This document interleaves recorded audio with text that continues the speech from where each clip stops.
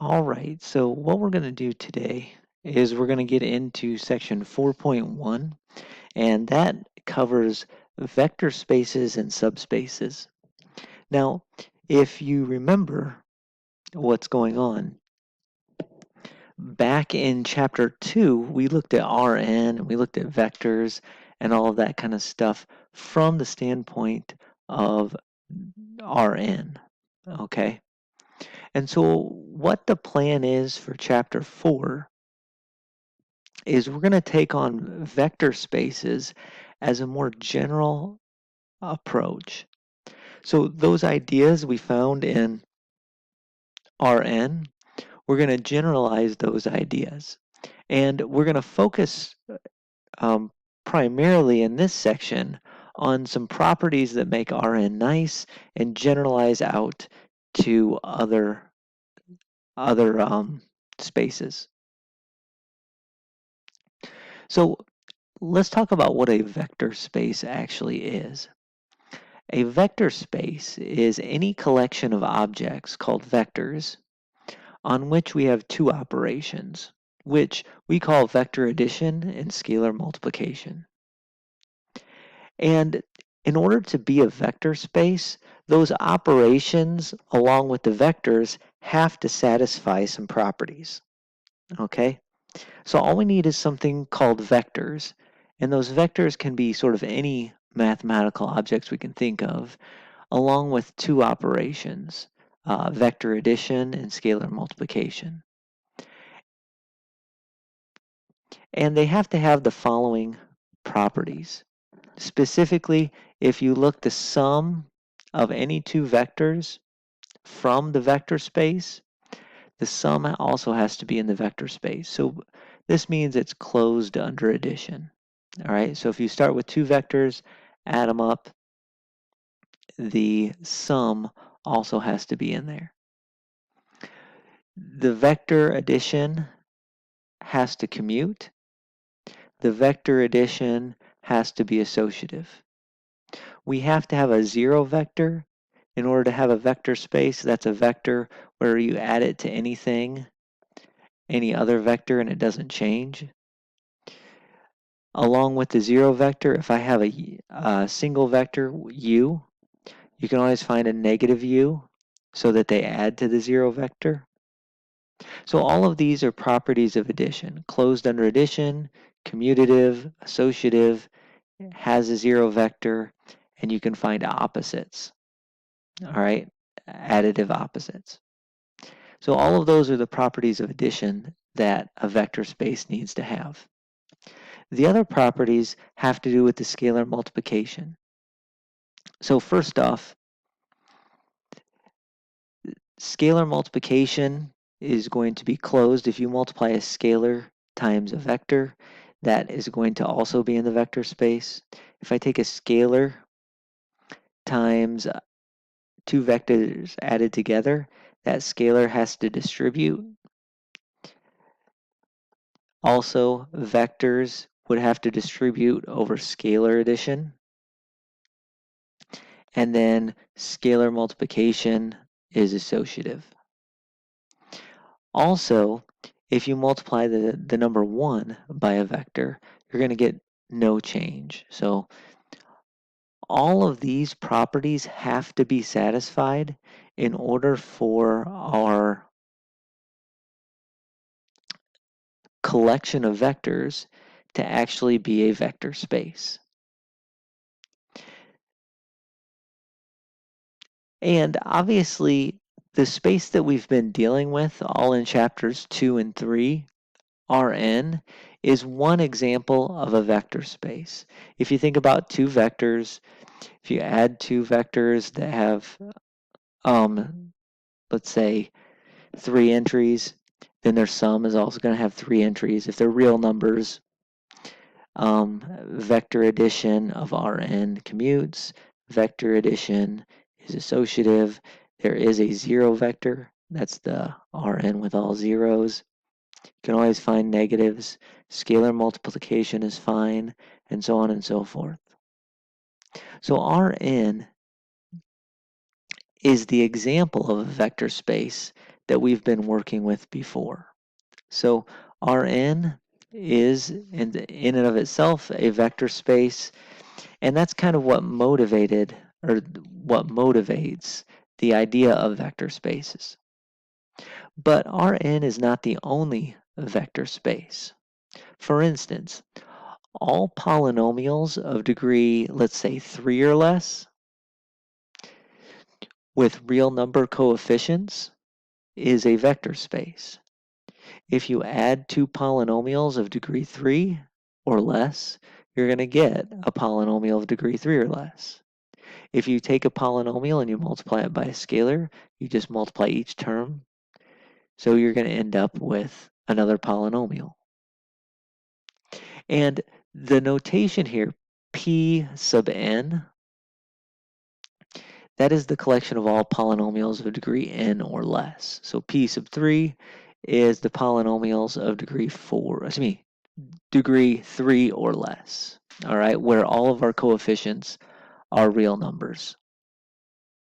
If you want to go infinite polynomials, or if you want to go all polynomials no matter what the degree, so P sub 3, we stop at degree 3. We can't get an x to the fourth, for instance. If you wanted to be polynomials of any degree, we just call that P without a subscript. And that is also a vector space. If you think about it, you add two polynomials, it's going to be a polynomial. If you take a scalar multiple of a polynomial, it's still going to be a polynomial. All right? So polynomials of degree, any degree, the collection of all polynomials of any degree or less is going to be a vector space. Another example of a vector space is all infinite sequences made up of real numbers. So what we could do, one way to think of it, is if we have an infinite sequence of numbers, you can think of it as the numbers themselves. You can also think of it as sort of an infinite vector, okay, that we've oriented horizontally rather than vertically. So we have infinitely many entries, but the collection of all infinite sequences where our entries are real numbers would in fact be a vector space. Here's another example of a vector space. Functions that are defined on a set of real numbers. So maybe I say all functions which are defined on the interval from 0 to 2. So all real valued functions that are defined, on a closed interval from 0 to 2, or something like this, or maybe it's all real functions, real valued functions defined on the entire set of real numbers. That would also be a vector space. So if I collect real valued functions, they are a vector space. And think about what the properties would be. Real valued function plus a real valued function is going to be a different real valued function. If I add two different real valued functions, the order in which I add them aren't going to matter. There is a zero vector, that's f of x equals 0. Take f of x equals 0 plus anything, which means f of x equals 0. If you add that to anything, any other function, you get back the function itself. You can negate any function you want. You can multiply any function you want by a scalar. When you add functions, you can distribute with scalars, and if you take the number 1 and you multiply a function, you still get that function back. So the set of real valued functions on a set are in fact, or do in fact, form a vector space. So vector spaces are all over, and it's actually a very broad concept. Okay, we see real valued functions, we see polynomials of degree 3 or less, we see infinite sequences. So all of those are vector spaces along with Rn. And when we dealt earlier in chapter 2 with vector spaces, one of the first things we looked at were subspaces of the vector space. And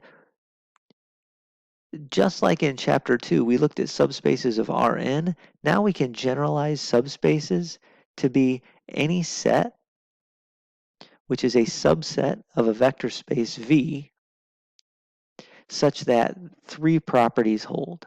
The first property is that the 0 vector has to be in my set, so that my subspace has to contain the 0 vector. The second property is that my set is closed under vector addition.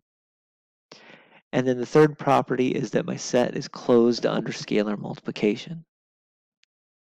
Now, one thing, if I scroll back to what vector spaces were, notice that to be vectors in a space, we have to have commutativity, we have to have associativity, we have to have negatives, we have to have scalar distribution, all that kind of good stuff. So what I want to say is that a subspace is in fact a vector space itself. All right? As long as your subspace satisfies those 3 properties, I mean, as long as our set satisfies the 3 properties to be a subspace, you're going to sort of get the other properties for free because we know our subspace is a collection of vectors. All right? And all vectors have to be commutative. All vectors have to have commutative addition. All vectors have to have addition, which is associative. All vectors have to have nice scalar multiplication properties. So as long as we can show that the 0 vectors in our subspace, that, or excuse me, let me repeat that. As long as we can show that the 0 vector is in our set, that the set is closed under addition, and the set is closed under scalar multiplication, then we know that we get a subspace. And moreover, we know that that subspace is in fact a vector space itself. Now we saw this earlier in Rn, but I wanted to put it out there again. The set containing only the 0 vector is a subspace of any vector space. Remember, any vector space has a 0 vector, so polynomials of degree 3 and less, functions defined from on 0 to 2, those types of things. All of them will have a 0 vector. And if we let H be the set containing only the 0 vector, then this is a subspace called a trivial subspace. All right, trivial subspace is the set containing the 0 vector. So what we're going to do is we're going to check through the 3 properties of subspaces for a few different collections of vectors and see if they are, in fact, subspaces.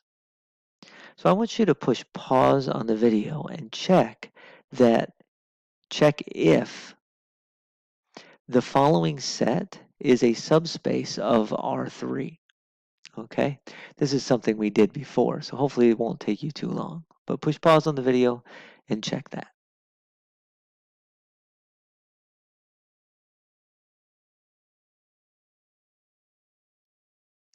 All right, so hopefully you've had a chance to do that.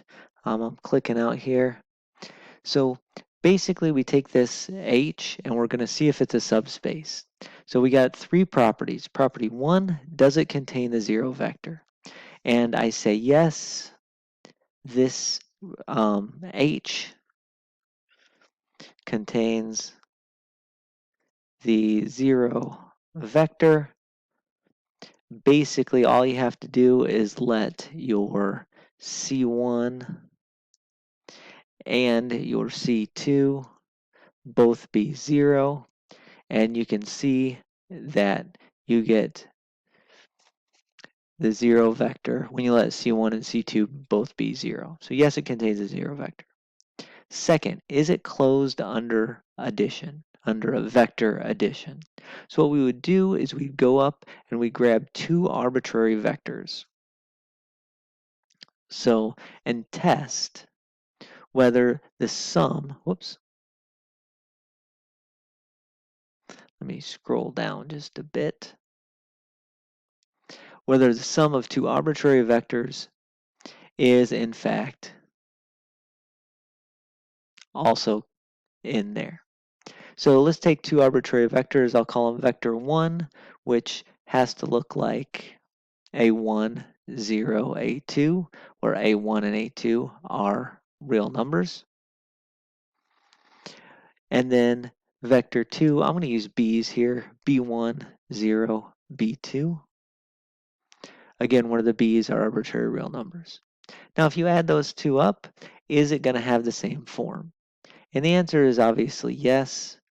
If you add those two things up, you get A1 plus A2, no, I'm sorry, A1 plus B1,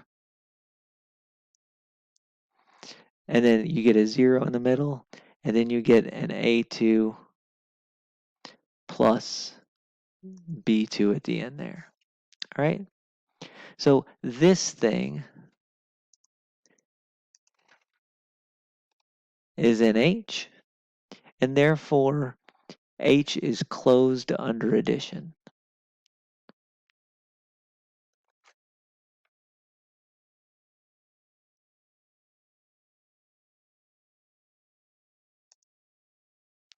If you add any two vectors in H up, you're going to get a result which is in H.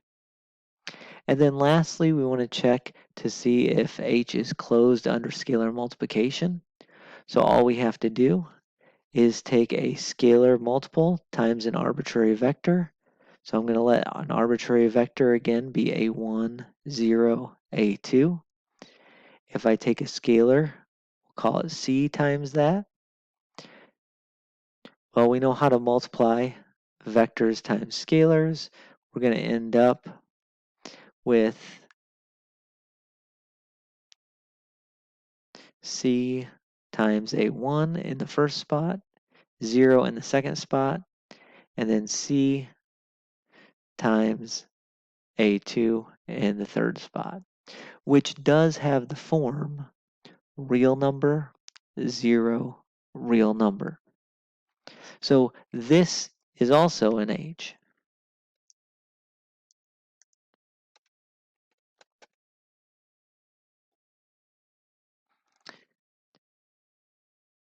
So, whoops. So H is also closed under scalar multiplication. Okay, so H is closed under addition, H is closed under scalar multiplication, and H contains a 0 vector. So because all of three things are true, we know now that H is a subspace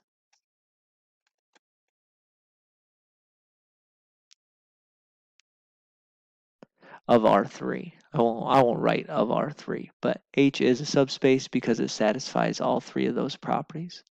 So again, remember closed under addition means that you can add two vectors, two arbitrary vectors, and get back in the same set. Closed under scalar multiplication means you can take a scalar and multiply times a vector and get back in the same set. All right? So what I'd like you to do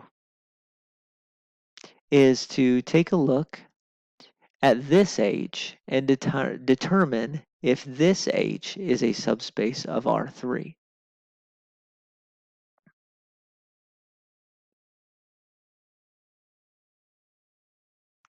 Now this H is not going to be a subspace of R3, and specifically it's not a subspace because if you look at the vectors, there's no way to get a 0 vector. So no matter what I plug in for C1 here, I could plug in 0, which would give me a 0 in the first entry and a 0 in the third entry. But if you plugged in 0 for your C1, this middle entry is going to still stay 4. So this H does not contain the 0 vector, and therefore cannot be a subspace. How about this one? We have 7 times C1, 4 times C1, and negative 2 times C1 as all my vectors are going to have this form. I want you to think if this H can be a subspace of R3. Push pause on the video.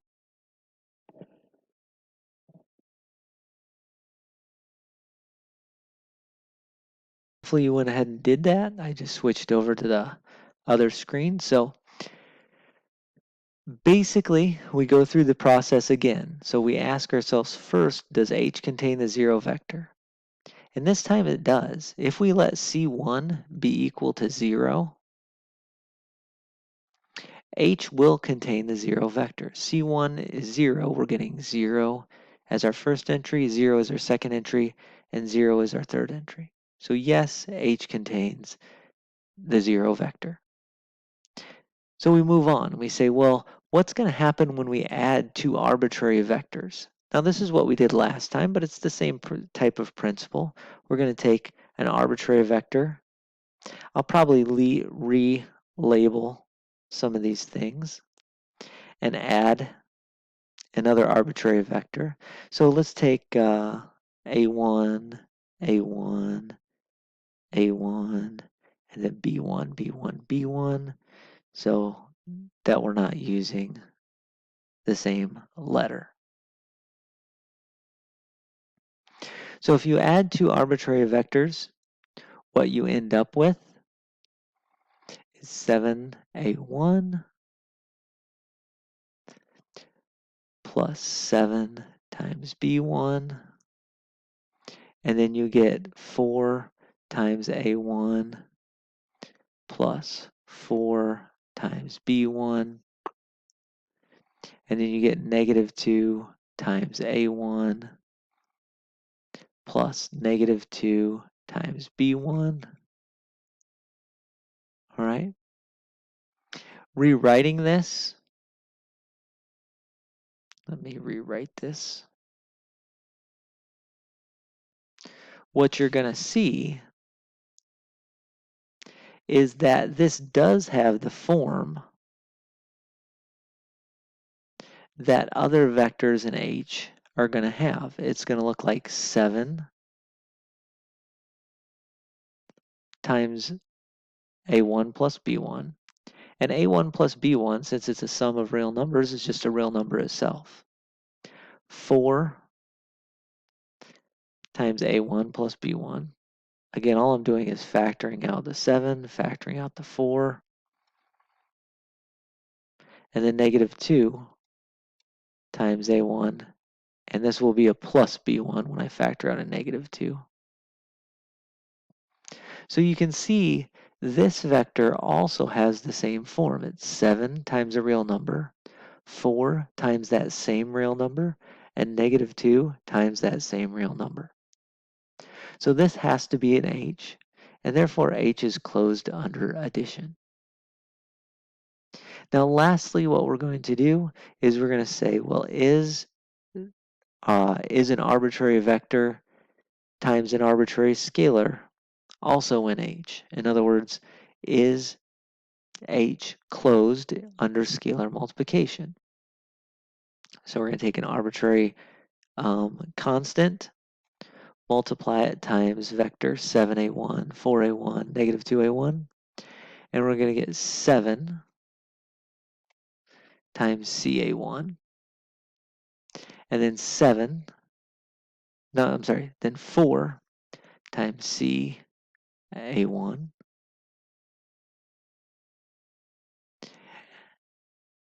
and then negative 2 times CA1. And notice, just looking at this is going to be 7 times a real number 4 times a real number. In fact, that same exact real number. And then negative 2 times that same exact real number. So it looks like 7 times a real number, 4 times a real number, negative 2 times a real number. Therefore, this thing has the form that it has to have to be an H. So this vector, when you multiply a scalar times an arbitrary vector in H, you land back in H. So that means that H is closed under scalar multiplication. So we see that H contains the zero vector, H is closed under addition, and H is closed under scalar multiplication. Therefore, H has to be a subspace. And that's it. So H is in fact a subspace of R3. Now, one little tricky thing that you do have to watch out for a little bit is a question like this. It says, is the following a subspace of R3?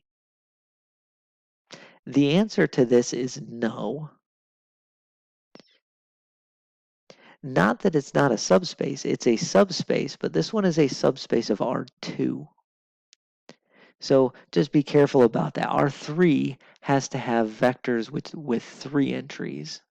This one only has vectors with 2 entries. So this is not a subspace of R3. However, it would be a subspace of R2. Hopefully that makes sense. So when we say subspace, it does have to contain the right size vectors. Now we can expand our knowledge, let's say, and figuring out, well, is the set of these vectors a subspace of polynomials of degree 3 and less? Okay, so we have a set here which contains basically a1 plus a2 times x2. So all of the polynomials in this set are going to look like a constant plus something with a squared component.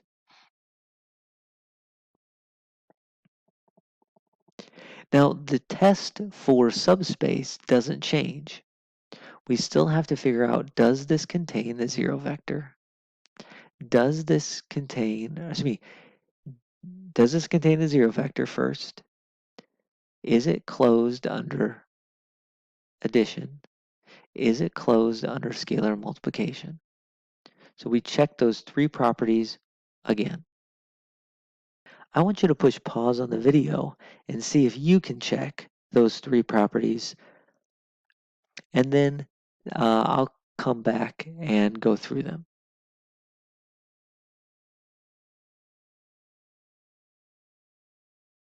All right, so hopefully you went ahead and did that and checked that out. So let's go pull up our subspace there and say, or our set, or hope it's a subspace.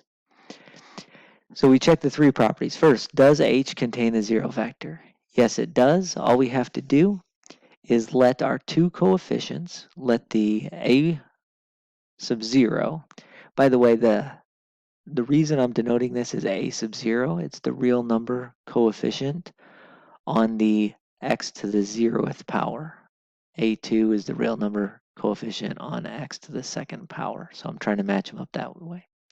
So if we let A sub 0 be 0 and let A sub 2 be 0, then you'll notice that H does contain the zero vector. And again, the zero polynomial is just a polynomial with all 0 coefficients.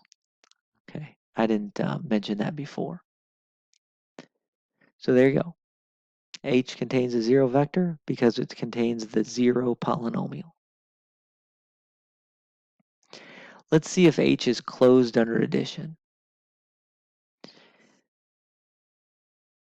Let's say I have a polynomial that has real number coefficients that looks like that, and another polynomial who has real number coefficients that look like that. Let me switch up my coefficients letters there. So we have this first polynomial. If you add it under normal polynomial addition to a second polynomial of that form, the question is, are we going to get a third polynomial which has that form? And the answer is yes, we are, because when you combine like terms, a0 plus b0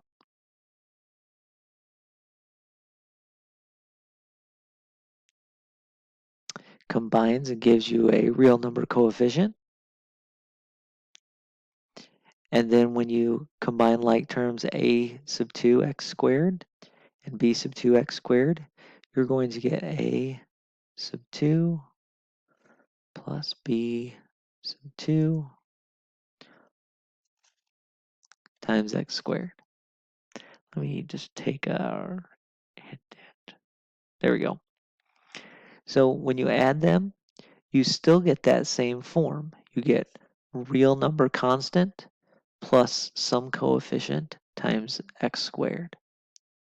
So yes, h is closed under addition. And in a similar way, if you take a look and you do the same thing, you multiply a scalar times an arbitrary vector. Let's in fact do that. So scalar times an arbitrary vector. By the way, be careful about this. We have to take the scalar has to distribute, multiply the vector, the entire polynomial.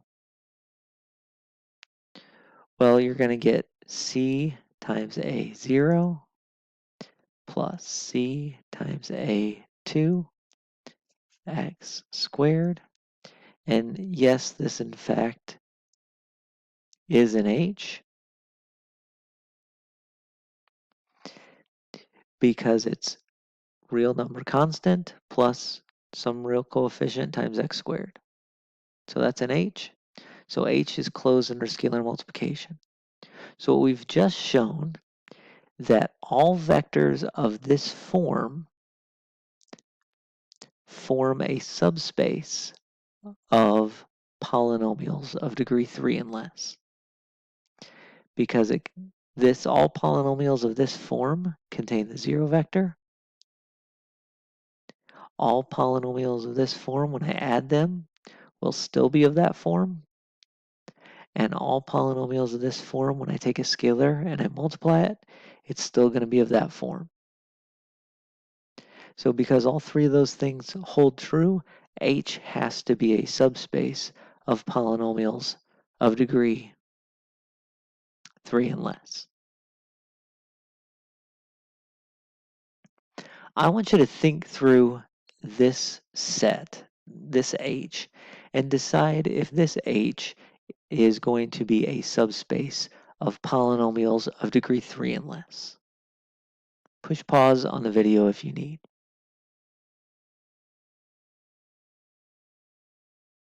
Now the short answer here is that this is not a subspace. Okay, you can prove that in a number of different ways, but probably the easiest way to prove that is that this does not contain the 0 vector. The best I can do is letting a1 here be 0. If you let a1 be 0, the coefficient times x becomes 0 times x. That goes away, but I still have a 6 remaining. So I can't have these plus 6s or plus 2s or anything like that around if I wanted to have an actual subspace. So this is not a subspace of P3 because it does not contain the 0 vector. Okay. I want you to think about this. Here's a unique set.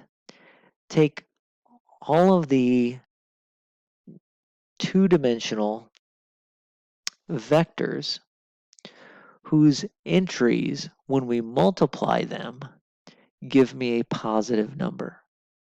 So if I take a positive and positive, uh, that would be in this set.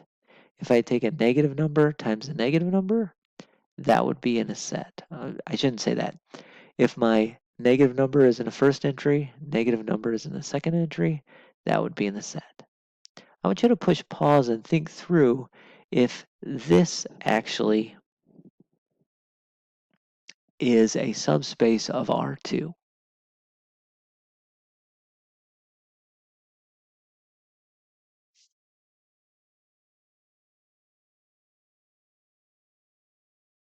All right, so this one's a little bit trickier because it's not a set that we deal with a whole lot.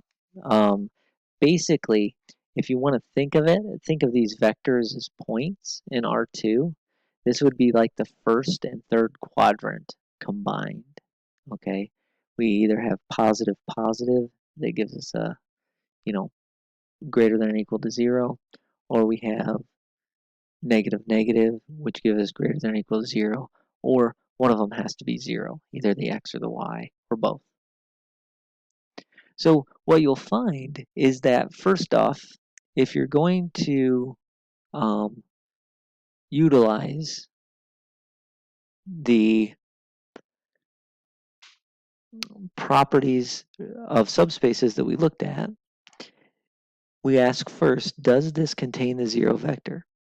And yes, it does, because notice that the 0 vector, we have 0, 0 entry. If we multiply the first entry times the second entry, we get back a 0. Since 0 is greater than or equal to 0, then yes, H contains a 0 vector. Now, also, what we'll notice is that if you take a scalar and you multiply it, whoops, times any vector in here,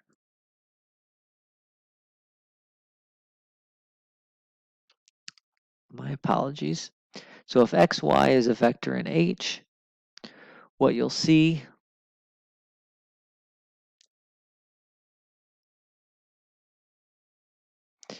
is that multiplying by a scalar will give you cx in the first entry, cy in the second entry. Now think about what would happen if you took the first entry of this new vector and you multiplied it times the second entry of this new vector. What you're going to end up with is a c squared times x times y. Now, c squared is obviously positive or 0, depending on whether c is non-zero or just 0. So it's going to be positive or 0. And we already knew we started with this x, y, and h. So we knew that x times y is positive. So what we're ending up with is a positive times a positive, or at least a positive times a 0 vector, which is, in fact, greater than or equal to 0. So think about it as positive times positive, or maybe a better way to say that is non-negative times non-negative. So non-negative times non-negative. So this group is, in fact, closed under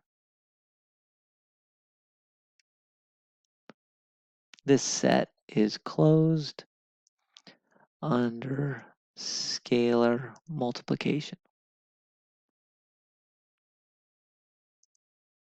All right. Now the trouble is the additive property. It turns out if you add two vectors that whose entries multiply to give you something non-negative, then their entries don't necessarily have to multiply to give you something non-negative. Let me give you an example. So if I took the vector, let's say 2, 0, and then I added the vector -1, -3. What you'll notice is that 2 times 0 gives us a non-negative number. -1 times 3 gives me 3. That's a non-negative. So each one of these individually is in fact in my set H. But when you add them, you get a 1 is the first entry, and a -3 is the third entry. 1 times -3 is not in H.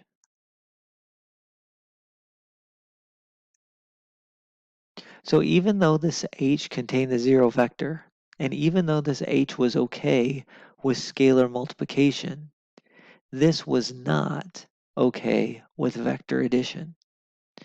So H, in this case, is not a subspace of R2, all right? So there you go. So this H is not a subspace of R2. Now what we're going to do here, we've seen a bunch of subspaces, different types from R3, from polynomials, from an R2 example. I want you to look at another slightly different example. So what we're going to do is we're going to change the notation slightly on our polynomials. And we're going to say, instead of thinking of these polynomials as being sums of a coefficient plus x to the first, plus x to the second, plus x to the third, I'm going to think of these polynomials as being polynomial functions. All right? And we can interchange the polynomial versus polynomial function pretty quickly. So hopefully that makes sense, what I'm saying there.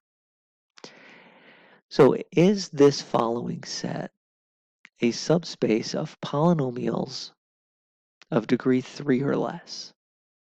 And again, I'm using polynomial function notation. So I think probably what would be best is if I actually explain this a little bit more in terms of this notation. This is basically saying all polynomials that when of degree 3 or less, that when you plug in 7, you end up getting out 0. All right, so here's my H. So what I'm trying to get at is these polynomials in here are, for example, something like the polynomial p of x equals x squared minus 49. Okay? X squared minus 49 is a polynomial of degree 3 or less that when you plug in 7, you end up with a 0.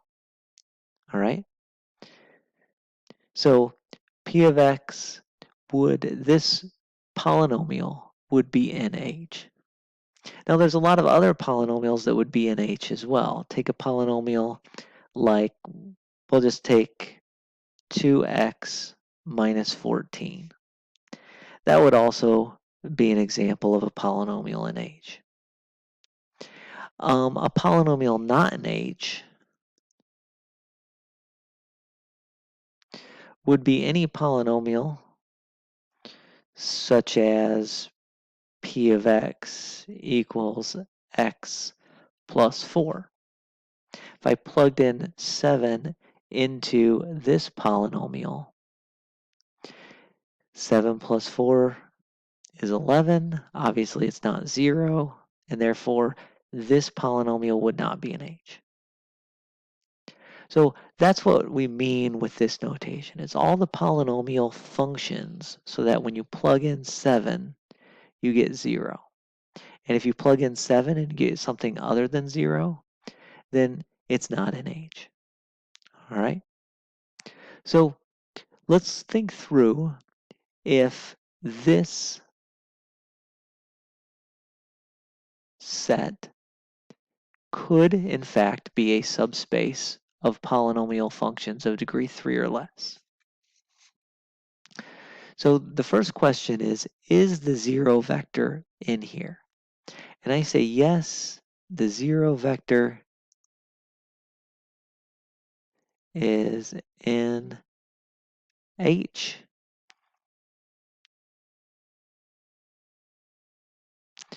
And that's pretty obvious. Why? If you take, whoops, the polynomial function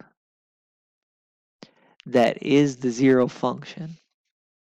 By the way, the 0 polynomial is just p of x equals 0. So the 0 function is that.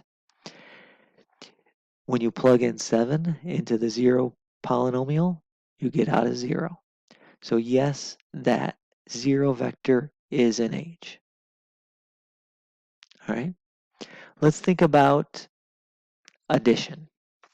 So is H closed under addition? So assume I have two polynomials. We'll call them P1 and P2. So assume I have polynomials P1 and P2, which are both in my set H.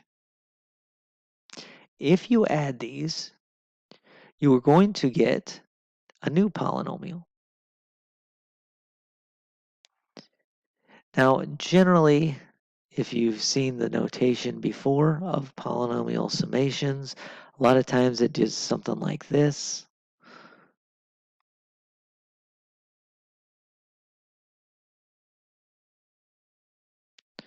Right?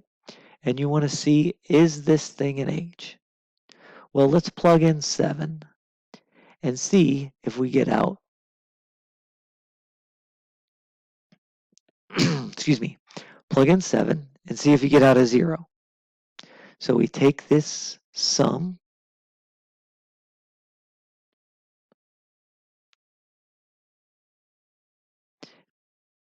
dang it,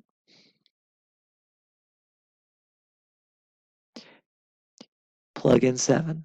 So if I plug in 7 into this polynomial, it's the same as plugging in 7 into these two polynomials individually.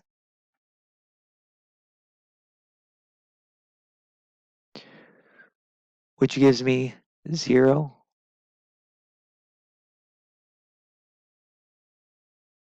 plus 0, which is 0.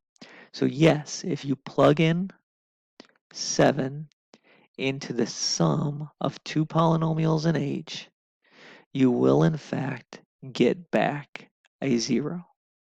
And that means that the sum of the two polynomials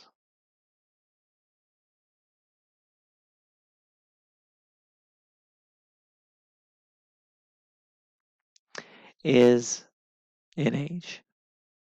Okay, so if P1 and P2 individually are, then the sum have to be in H2 because you plug in 7, you get 0. Now what about scalar multiples? All you have to do is check and see if I take a scalar times a polynomial, which I know is already in H. What's going to happen when you plug in the number 7? Well, you're going to get a scalar times polynomial when you plug in number 7 is 0. So scalar times 0 is 0. So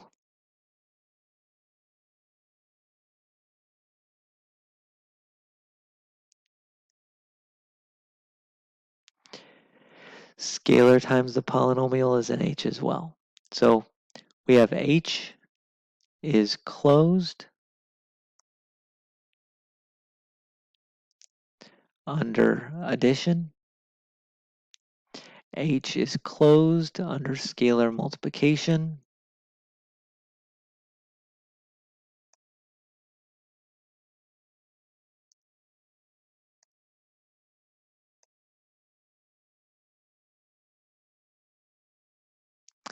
And lastly, H contains a 0 vector. So because it contains all three, because it satisfies all three properties, H is a subspace. So H is a subspace. The set of all polynomials where you plug in 7 and you get out a 0 is in fact a subspace of all polynomials of degree 3 or less. Okay?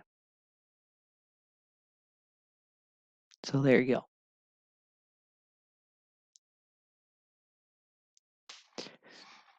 I want you to determine if the following is a subspace of the set of all functions defined on R. So all functions where you plug in a 4 and you get out a -2. Push pause on the video and see if you can either satisfy all three properties or show that one of these properties of subspaces doesn't hold.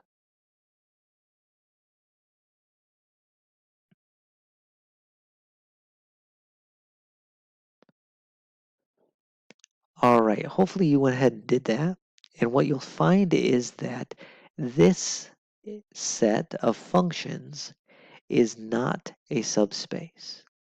It's not a subspace because, well, for other reasons, it doesn't contain a zero vector. The zero function is f of x equals 0. No matter what you plug in, you're not going to get a -2 out of the zero function. So f of 4 would have to be 0. So this does not contain the zero function, and therefore it is not a subspace. Okay? How about this one? What's going to happen? The set of all functions defined on the real numbers where you plug in -3 and you get out a 0. I want you to try this on your own. Push pause on the video.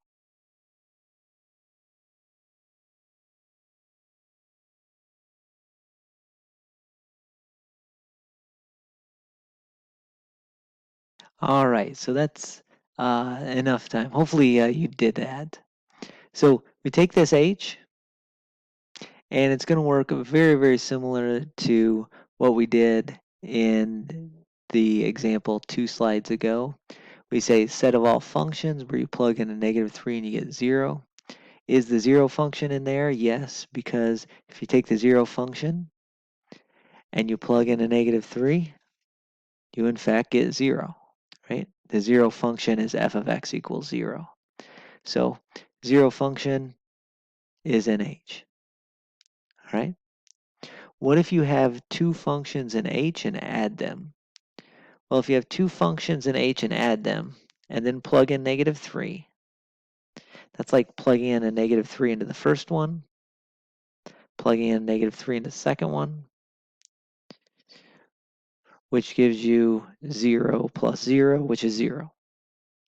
So if you have two functions in H, then the sum of those two functions is also going to be in H. So H is closed under addition. Now what about scalar multiplication? Well, if I have a function in H, means I plug in plug in -3 and get a 0. If I multiply that by a scalar, that's not going to change getting out a 0. So any constant times a function in H will also be in H. So H is closed under scalar multiplication too. So we're closed under addition, closed under scalar multiplication, and contains the 0 vector. Therefore, H is in fact a subspace of the set of all functions defined on the real numbers. So there you go. That's what's happening.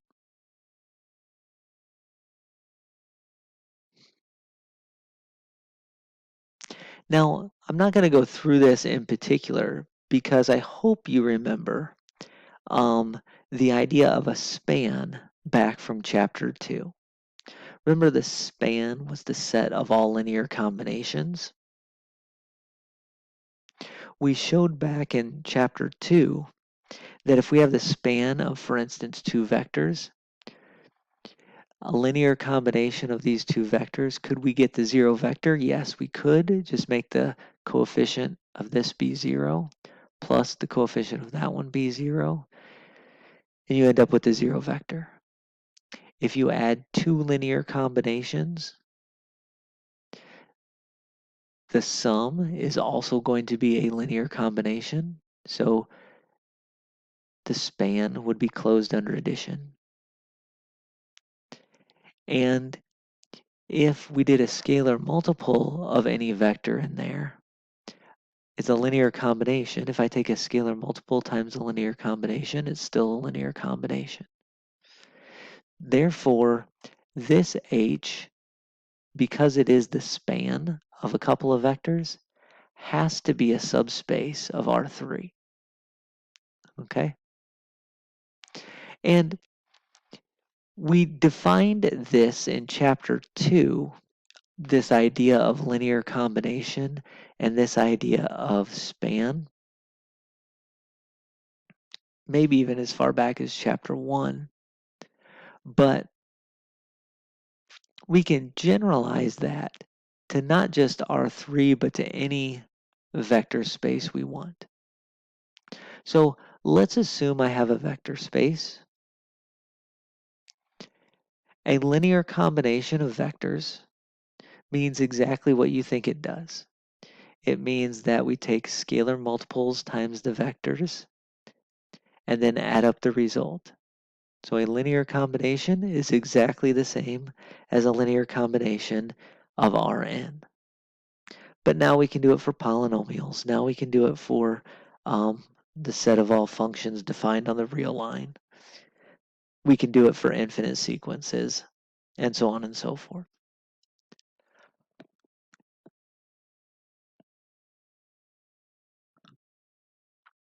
And just like we had before, we're going to define the span of a set of vectors as the set of linear combinations of those vectors.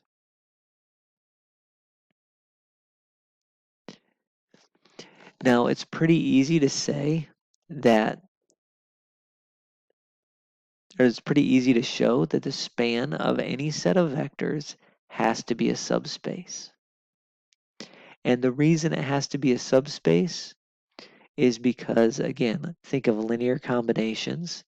There's a way to get a 0 vector. Just make C1, C2, and C3 all be 0. If you add two linear combinations, then you're going to get another vector, which is a linear combination. And if you take a scalar multiple times a linear combination, you're just going to get another linear combination. So the span is always going to have the 0 vector. It's always going to be closed under addition. It's always going to be closed under scalar multiplication. Therefore, spans are always subspaces of the vector space that these original vectors come out of. All right, so if these vectors came out of R3, the span would be a subspace of R3. If these vectors came out of R2, the span would be a subspace of R2, and et cetera, et cetera. So linear combinations are the same concept we had. Span is the same concept we had. And we can show that the span of any set of vectors is a subspace of any of the vector space they come out of. So now we know all spans are going to be subspaces.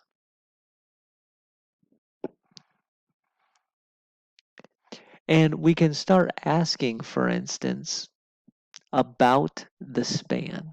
In particular, is the polynomial 3x squared plus 2 in the span of these two vectors? All right. Now, this is equivalent to asking, is the polynomial a linear combination of these two vectors? I want you to push pause on the video and see if you can figure out if that polynomial up here is a linear combination of those two vectors.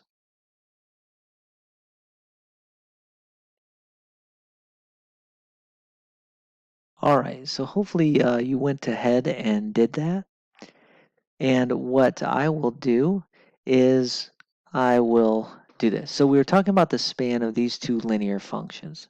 Now the fact that they're linear should be a giveaway that, in fact, this quadratic is not going to be able to be written as a linear combination of two linear functions. Remember, to be a linear combination, we can only have coefficients on this that are real numbers. So it's a quick argument to say that this coefficient, no matter what real number it is, when you multiply it times 2x, we're going to get a linear function here. In fact, let me go ahead and do that. The right-hand side here,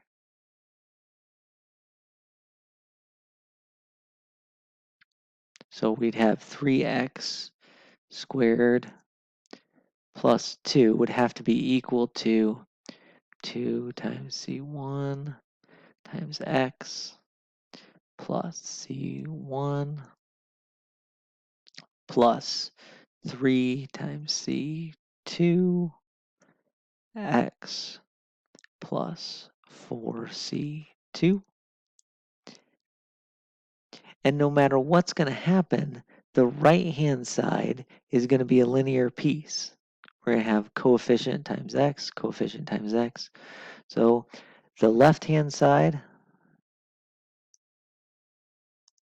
is quadratic. The right-hand side is linear.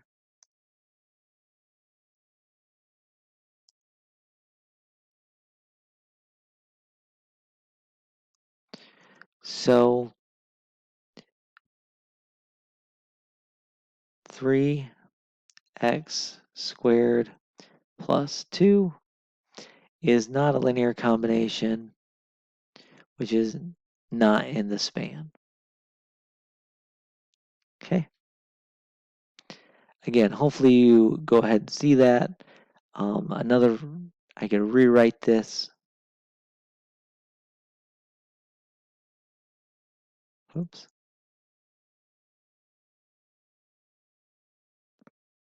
When you combine like terms,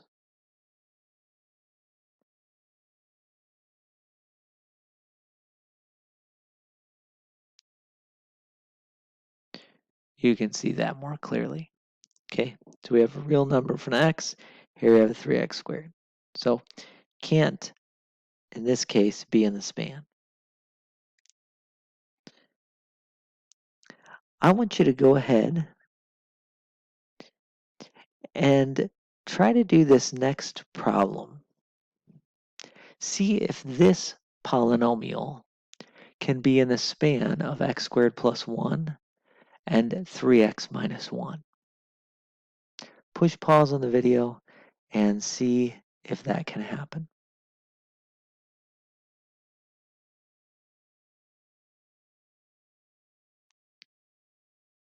All right, so we want to see if this span works. So here's what we do. We go to span of this, and we try to write down my polynomial 3x squared minus 4x plus 2 as a linear combination of these two polynomials over here. Now what I like to do is I like to multiply things out and combine like terms. So I'm going to do that. My x squared terms, the only x squared terms I have is over here. Now if I want the right-hand side to match up with the left-hand side, this is going to force me to have C1 equaling 3. Does that make sense? We have a squared piece. Maybe it'll be easier to see if I do it this way. Let me go copy and paste again. All right. So let's multiply C1. I'll distribute that out. C1x squared plus C1 plus 3 times C2x minus C2. All right. And then I can combine the C1 minus C2 into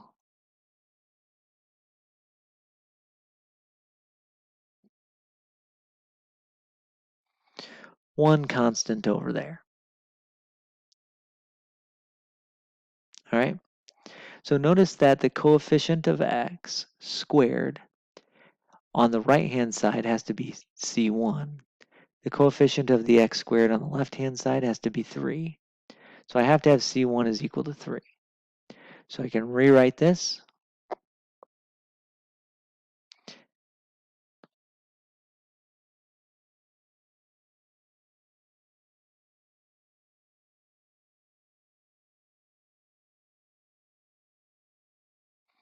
With a 3 replacing each C1 I have.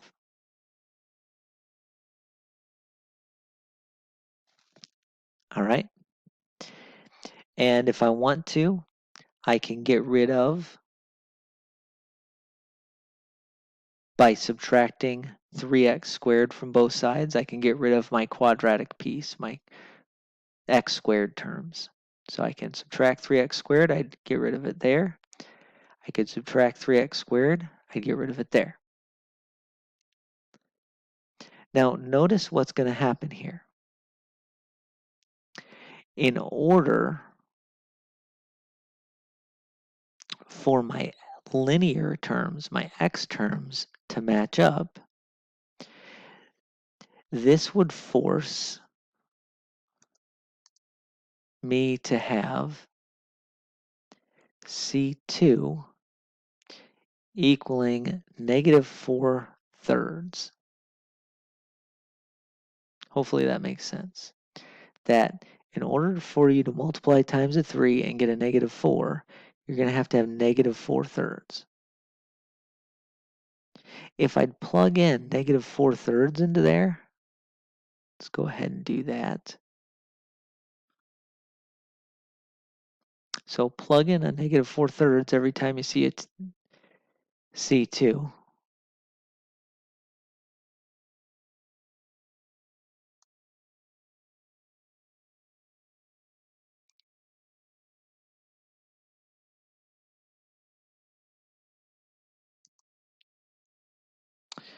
What's going to happen is that your coefficient of x is going to be correct. It's going to get a negative 4, but your constant is going to be 4 1/3. By the way, that would be 13/3 as a fraction. And if you added 4x to both sides,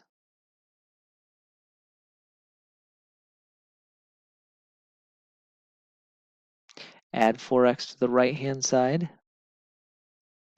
then add 4x to the left-hand side, what you see is you get a false statement.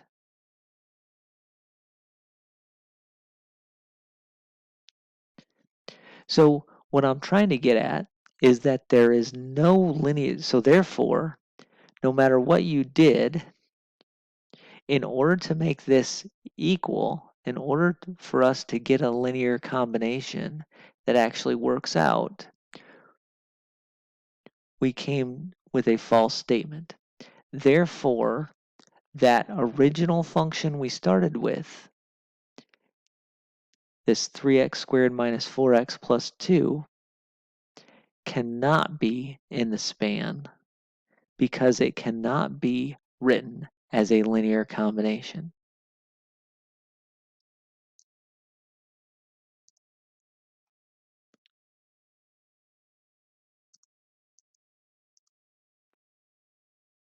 Okay.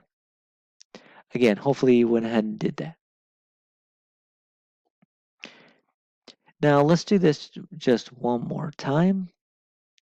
And I want you to determine,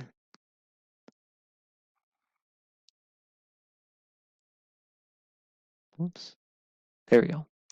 If this polynomial, 3x squared minus 6x plus 5, can be in the span of those two functions I had.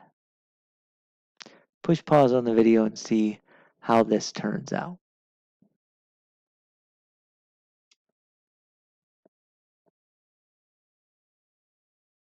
All right, hopefully you did that.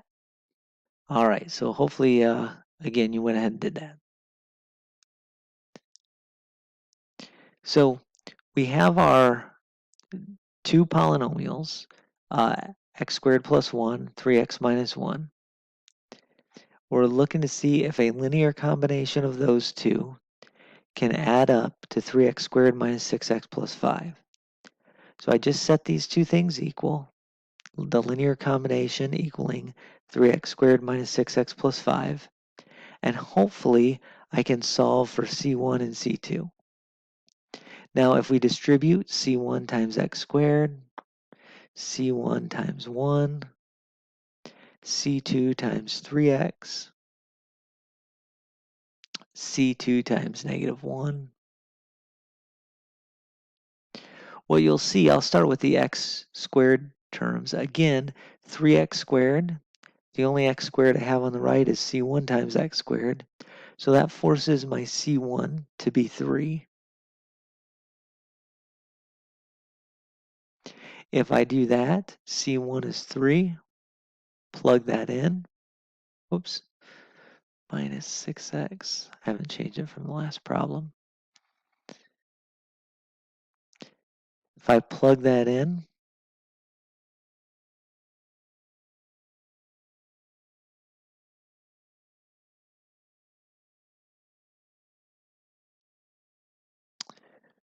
we get 3 times x squared plus 3 times C2 plus 3 minus C2. So subtract 3x squared from both sides. You get negative 6x plus 5 equals 3c2x plus 3 times negative c2.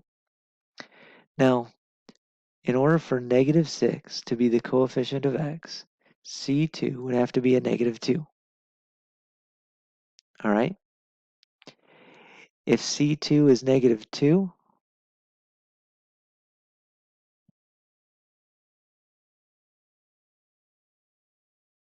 negative 2 times 3 becomes a negative 6. 3 minus negative 2, that all becomes a 5. And we have a true statement. So basically what we're saying is that this equation is solvable. And in fact, it's solvable when C1 is 3 and when C2 is negative 2. So we get a true statement, therefore it's solvable. So this original polynomial, oops,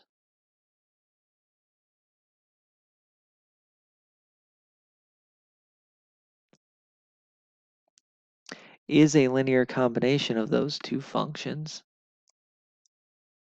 So it is in the span of those two vectors. Okay. Now, as far as the types of questions that we ask in 4.1, I've kind of went through them all.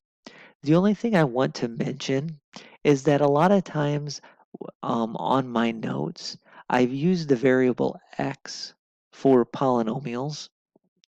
The book often uses the variable t when they deal with polynomials. So a lot of times they'd have 3t squared minus 6t plus 5 instead of with the x's. So some people are more comfortable with using x's. That's why I do it in my notes. The book uses t's so that they don't get the vector x confused with the variable x. So that's it. That's basically the only thing else I wanted to say. So that ends section 4.1. and then we'll start on 4.2 in the next video.